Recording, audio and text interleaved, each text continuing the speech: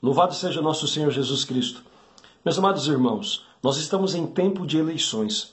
E embora as pessoas todos os dias estejam falando sobre política e discutindo a respeito do assunto, a verdade é que a maioria das pessoas ainda não tem claro os candidatos em quem irão votar e nem claros os critérios que devem utilizar para escolhê-los e também ao partido que porventura venham a apoiar.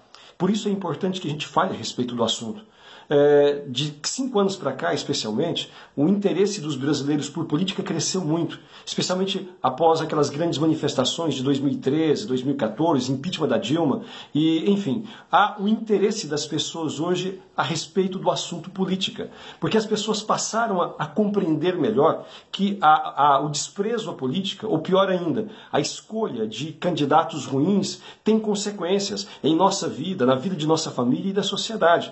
E por isso mesmo as pessoas passam a querer entender mais a respeito do assunto. Mas, para a grande maioria das pessoas, ainda os critérios de escolha não são claros. E as consequências das suas escolhas também, enfim, da escolha deste ou daquele candidato, ainda não está muito claro. Por isso, vamos falar a respeito desse assunto. Quais são os critérios que nós cristãos devemos utilizar para escolher os candidatos? Primeiro, um cristão jamais vota em um partido ou um candidato que tenha uma ideologia comunista, socialista, marxista. Porque a ideologia marxista, socialista, comunista é ateia e materialista. E basta olhar para a história para ver o rastro de sangue e destruição que deixou. Não é? O testemunho que a própria história nos dá. Portanto, o socialismo comunista, marxista, ele é incompatível com o ideal e com os princípios cristãos. Depois, e isto já devemos colocar aqui os partidos que professam esse socialismo, comunismo, né? Como PT, como PCB, PCdoB, PSOL, PSTU, PCO, PDT, PPS, PSB, PSDB e muitos outros também, de índole marxista. Estes partidos e os candidatos que neles estão não podem ser votados por cristãos, não podem ser apoiados por cristãos. Pelo simples fato de que esta ideologia é contrária à nossa fé, contrária aos princípios que nós defendemos. Depois, além disto, há outros critérios que são importantíssimos como filtros para escolhermos os nossos candidatos e também o partido que queremos apoiar. Por exemplo, um partido que tenha na sua plataforma, na sua proposta de governo, no seu estatuto, a defesa do aborto, jamais pode ser escolhido por um cristão. Aliás, um partido ou um candidato que apoie o aborto, ele nunca deve ser apoiado e nem respeitado por um cristão. Porque uma pessoa ou um partido que advogue, que defenda o assassinato de crianças que não nasceram, eles não merecem o mínimo respeito da parte de quem tem apreço pela vida, de quem professa a fé cristã. Depois, para nós cristãos, a família é de suma importância, porque é ali que se formam os indivíduos, é ali que se formam os valores, é ali que se cultiva a vida, é ali que se aprende a amar a Deus e o próximo. Portanto, qualquer tipo de ideologia que vá contra a família deve ser, portanto, rejeitada por nós. E qualquer candidato ou partido que defenda ideologias contrárias à família, como é o caso da ideologia de gênero, como é o caso das ideologias LGBT e assim por diante, então não deve ser escolhido por um cristão. Partido ou candidato que professe esse tipo de doutrina.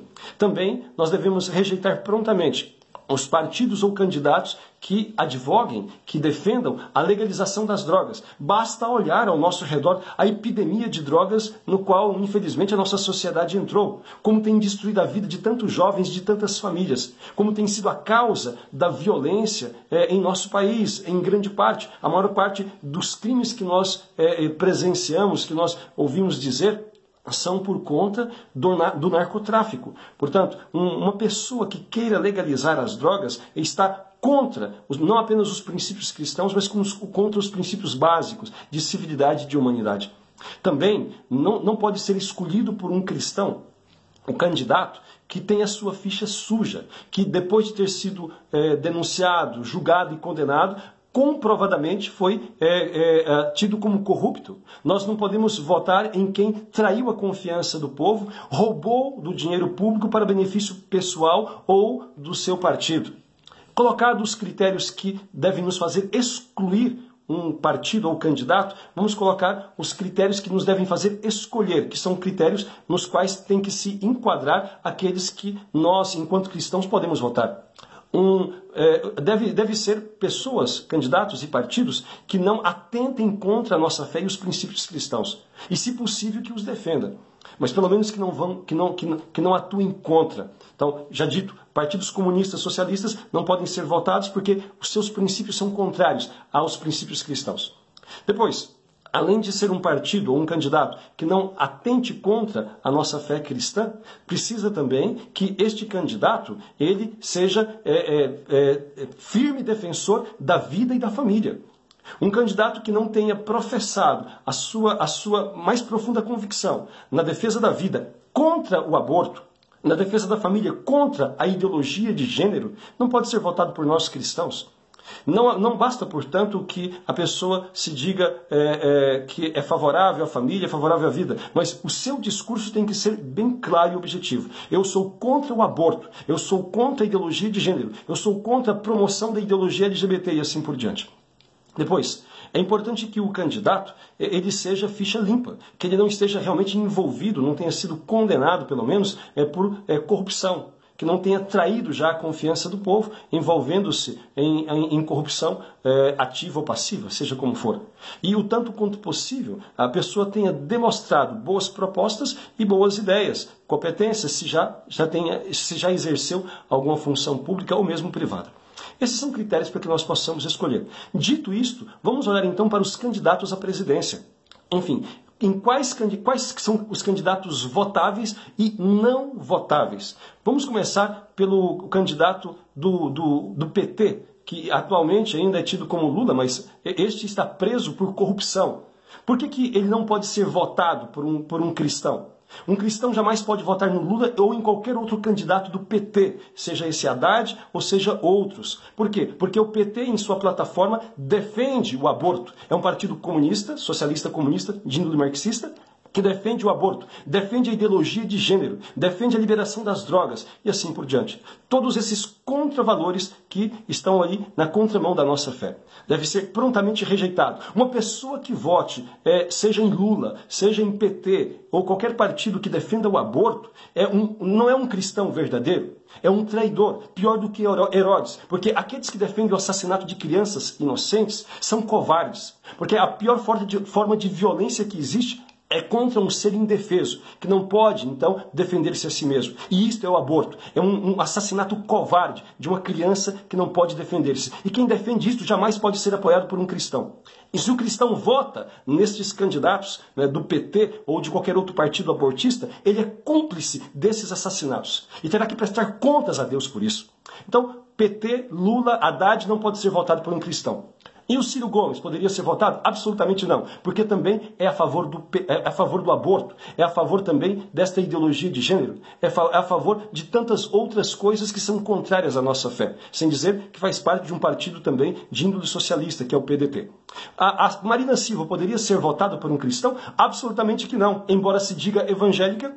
Ela, na plataforma de governo apresentada por ela, defende este plebiscito para decidir a respeito das drogas, da liberação das drogas e do aborto. Se uma pessoa não tem a convicção do valor da vida e não está disposta a defendê-la com unhas e dentes, então jamais merece o voto de um cristão, ainda que se apresente como uma falsa cristã. Não se pode dizer que esta pessoa é cristã, porque é muito claro o que diz a lei de Deus, não matarás. E se a pessoa coloca ali, para plebiscito, a vida humana, como se nós fôssemos árbitros disto, então ela perdeu completamente a noção do valor da vida e não pode ser apoiada por um cristão. E o Geraldo Alckmin poderia ser votado por um cristão? Também não. Embora se diga católico, ele está num partido que defende, que tem como plataforma também a defesa da ideologia de gênero, a política LGBT, e portanto não pode ser votado por um cristão. sem dizer que o seu partido, PSDB, é de índole sim socialista, né? Embora haja pessoas ali de bons nomes que já deveriam ter saído desse partido há muito tempo. Infelizmente ainda não saíram, mas enquanto ali estiverem, não podem ser votados por nós que somos cristãos.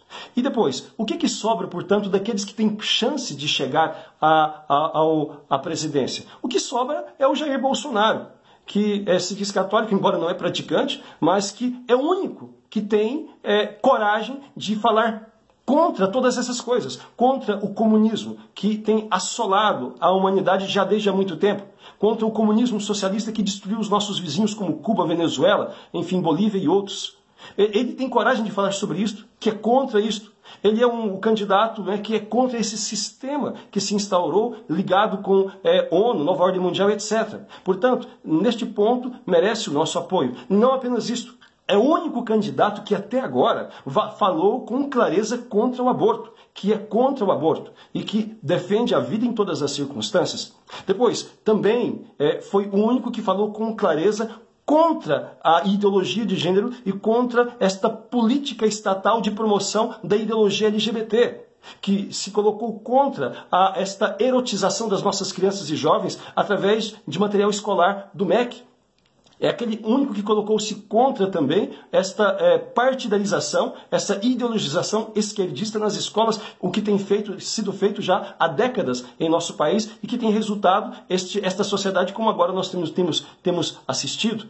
Portanto, olha, não se trata, portanto, na atual circunstância, em relação à questão de presidente, de fazer muita escolha, porque quem sobra é o Jair Bolsonaro. Não é que seja perfeito, realmente não é. Tem ideias ainda que precisam ser melhoradas. E temos esperança que melhore. Assim como ele começou, teve a humildade de melhorar muito a sua ideia sobre economia no seu contato com o Paulo Guedes, pensamos também, esperamos também que ele melhore muito a sua visão a respeito de muitos pontos, a respeito da demografia, por exemplo, que ainda ele tem como algo negativo, que em contato com as pessoas que entendem a respeito do assunto, ele possa compreender que a população de um povo é a riqueza da sua própria nação. E, portanto, deve ser não coibida como ele quer, mas incentivada. E assim por diante. Em outros pontos que ele pode e deve melhorar. Mas nos pontos essenciais, não é? Contra o comunismo socialismo, que destrói as nações e que ameaça a nossa pátria.